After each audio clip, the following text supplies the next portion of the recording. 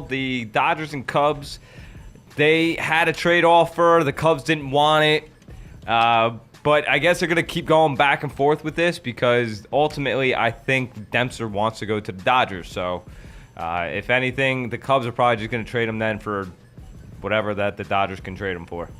I think eventually he's going to end up there. But yes, Doug Melvin, the GM of the Milwaukee Brewers, came out yesterday and said they are definitely going to trade their top ace, Zack Greinke. Now, there's a lot of different teams out there who are looking for a serviceable pitcher like Zack Greinke. One of those teams, you hate to even say this, one of the teams, though, is Texas Rangers. They're already heavily loaded when it comes to offense. They have a lot of great young pitching, but they don't have a number one. They don't. And Zack Greinke would definitely shore up their rotation as well as shore up a possible bid to another World Series. Now, there's other teams in the mix as well, but it looks like Greinke's definitely going to go somewhere on the West Coast as Texas is involved. The Dodgers are involved. The Los Angeles Angels are reportedly involved as well for Zack Greinke. So there's going to be a lot of teams vying for his pitching options. His pitching options. I don't know. Word. Fair enough. I saw that, and apparently I just mixed the two pitches okay. up. My apologies. Not a big deal. But the gentleman from Chicago, Ryan Dempster. Ryan Dempster, apparently has the ability to say he's got a no no or trade yes. clause. Yeah.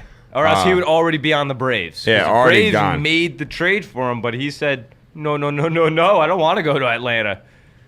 Which, I think it's as a stupid. Met fan, Atlanta's trying to win, is trying to, get into the playoffs. Dempster, they got a good team. I don't get that. They want to make their push. Yeah. And Pixel Junkie just writes into the chat room as well that Tampa Bay possibly might be looking into dumping James Shields. He said they are looking. I'm saying possibly, just for the simple fact that you don't know what Tampa Bay is doing yet. You don't know if they're out of it. Because if they're in it, if they are still in a wild card hunt, if they're in trying to make a playoff push, James Shields, they're going to need him. But if they're considering themselves out of the race and they're trying to revamp for next season, then definitely you're going to see Shields definitely get traded to probably the same exact teams that I just mentioned. You're going to have the Rangers involved, the Angels, the Dodgers, and probably the White Sox as well. The White Sox are trying to make a push for that division lead in the AL Central and that division win. They're trying to go back to the playoffs. So there's a lot of awesomeness going on in baseball. A lot of rumors flying around about certain players. Drama, baby. Drama. I drama. love it. I love it. Love the drama. Why the bell was not necessary, It's but cool. I like the bell. Felt good. But I like the drama. Not really even drama. I just like the fact that, we talked about this just earlier in the week on, it's buy or sell time. Now it's time for teams to make their decision of, are we making a push for the playoffs, or are we wrapping up this year and, just going to go through the motions of playing games? It's really that simple. That's pretty much exactly what's going on. And it's fun to watch because each team is trying, like the teams that are, almost dumping the season, quote unquote, I guess you would say, it's not that they're giving up full-heartedly. What they're doing is that they understand that this year is not going to work for them, so they want to try and get better for next year. Correct. So, if you're a fan of these teams, it stinks because you got to sit there and say to yourself, wow, my year's over when it comes down to hoping to make the playoffs. But you hope that maybe they make a move that makes you excited for next year. Yeah. Hence why Joey was trying to talk to me about if the Mets would trade David Wright. I should try to find something positive out of it if they can get the player that you're looking for. Prospects that are going to help the team. No. If you're going to trade David Wright, I want ready-to-go people. I want Major League ready players. If you're going to trade David Wright, you need to get Major League ready players. But this weekend also is a huge weekend. It is Red Sox-Yankees, but it's a huge weekend for the Red Sox as they are, I believe they're 49-50 right now. Yeah, they're 49-50, sit one game under 500.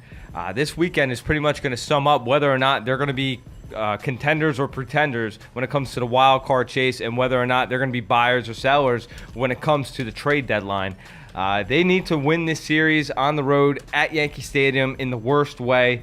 I'm hearing lots of trade rumors that Josh Beckett's out on the trading block, Carl Crawford's out on the trading block, Jacoby Ellsbury's out on the trading block. Pixel put that in our chat room. That grabbed me right away. I'm like, Jacoby Ellsbury, wow. Yeah, dumping Ellsbury is crazy. Now, the thing is, I do hear Crawford's name, but he's owed a ton of money. I think he got like a 7-year, $140 million deal. So even if he were to get traded, you're still picking up a 5-year, $100 million contract. That's a lot of money. You don't really see contracts like that getting traded. And especially since Crawford hasn't done a damn thing for the Red Sox, can't stay healthy, and it's only batting. And I think he's batting like 200 in the last 2 years, which is atrocious. Absolutely atrocious from when you could make him out to be an MVP type of candidate when he played for Tampa Bay.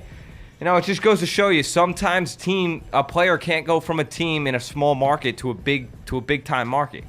You had 1 or 2, maybe 3 reporters asking him every day about certain questions, and now you have 50 to 60 people asking you every day about this and that, and there's more expectations to win and things like that. So maybe he just can't handle the pressure, Carl Crawford.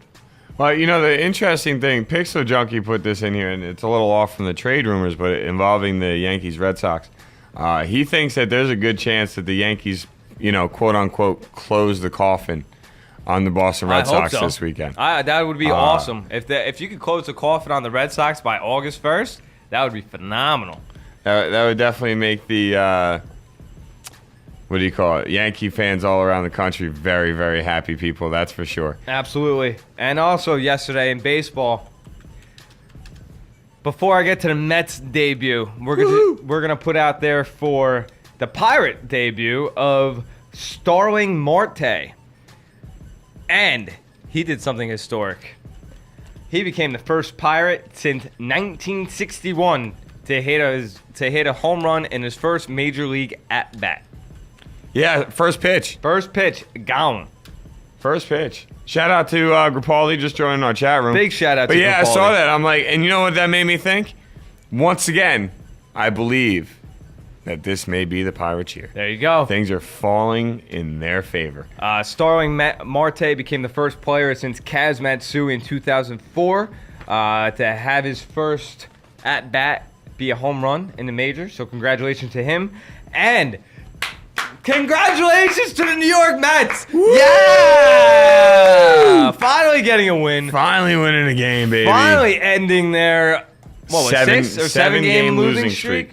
Wow. 7 games and 13 out of their last 14. About time, New York. So they've still lost 13 out of their last 15 games. It's okay. But they won a game. Next chapter into the Mets history as top prospect Matt Harvey had a historic start as well.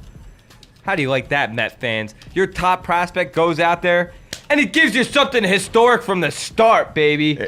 It's awesomeness. Right? The 24-year-old held Arizona to 3 hits in 5 1/3 inning pitch, and he struck out 11, which is a franchise record for most Ks in a first start. Also, Harvey became the first player in live ball era. First player since 1900. 112 years. Nobody's ever done this. To have more than 10-plus Ks and 2 hits in their major league debut. Good job. Good job, New York Mets. I was actually just looking at that. He became the first Mets pitcher to get a pair of hits in his debut since David West in 1988. But I did not know that stat. Yes. That's pretty damn cool. First player since 1900. That means you got to go back to the 1800s to see if anybody even did this. All right? Yeah. Wow. That is so cool. Go. Yeah. I get so excited. Mets have another game tonight against Arizona. It's Jonathan Neese versus Josh Colementor. And I forgot to add about the Yankee-Boston series that tonight it's Phil Hughes versus Aaron Cook. Tomorrow it's CC Sabathia versus John Lester. And Sunday it's Hiroki Kuroda versus Felix Doubront. Yesterday, the Mets actually had allowed 4 more runs in each of their last 13 games, which was their second longest streak in franchise history. Thankfully, that came to an end. But what I actually think is sort of cool, and it's not really directed at the Mets or any specific team, but Harvey is actually the 20th player from the 2010 draft to make his debut in the major leagues. Now, is that surprising to you that already 20 guys in less than 2 full years have made their debuts and played? That just seems that seems a little quick to me. Nah, it doesn't really shock me too much. 2 years. Yeah, you kind of expect that. Even if you're getting drafted right out of high school, you're still going to be 20, 21 years old. Yeah. You know, so a couple years in the minors, I'm not overly surprised. Okay. I wasn't sure. You know, that I just wasn't, what do you call it? I wasn't sure how fast that seemed. I wasn't sure if it was too fast, too slow. Like, you know what I mean? I wasn't 100% sure with that one. But anything else for our baseball world? What else do we got going on in the world of baseball? Anything? Not really. I think the White Sox and the Rangers have an important series this weekend against each other. I'm just excited to see what's going to happen with the trade deadline. Which is, I think, that's Tuesday. Right now in baseball is probably the biggest thing most people are looking There's just a lot to. of names floating around as to who could get traded and whatnot. So this is fun for me as a baseball fan. I can't wait for the trade deadline. Yeah, you got the Athletics play the Orioles this weekend. The Tigers play Toronto. I'm just looking at the schedule for today's games. Oh, Dodgers San Francisco. That's a big rivalry game. That is. Now, question for Yankee fans: are you going to be watching the Olympics or the Red Sox Yankee series? I know what Pixel Junkie is thinking. I get the feeling most Yankee fans will watch the Yankees game and then on commercial breaks go flip over and check out the opening ceremony. Let's be honest here, man. Yankees Red Sox is Yankee Red Sox. There's not many things that are going to outweigh Yankees Red Sox to real Yankee fans. Other good series for this weekend, you got the Tampa Bay Rays playing the Los Angeles Angels. You also have Cincinnati's playing really well without Votto. They've won like 7 in a row or something like that. He comes back shortly, so I don't think Cincinnati's really going to make much of a trading move because they're playing really well without Votto, and Votto comes back soon. Same thing with the Yankees, by the way. I don't think they're going to make any other moves at the deadline. They're getting Joba Chamberlain back soon, so that's pretty much adding somebody to their bullpen. That's like making a trade. So, you know, that's good. We're going to have a nice fresh arm in Joba throwing 100 miles an hour. Woo! Can't wait. Bring him back. Can't wait. Pettit's coming back. Yanks starting to get healthy, baby. I'm getting excited. Let's go.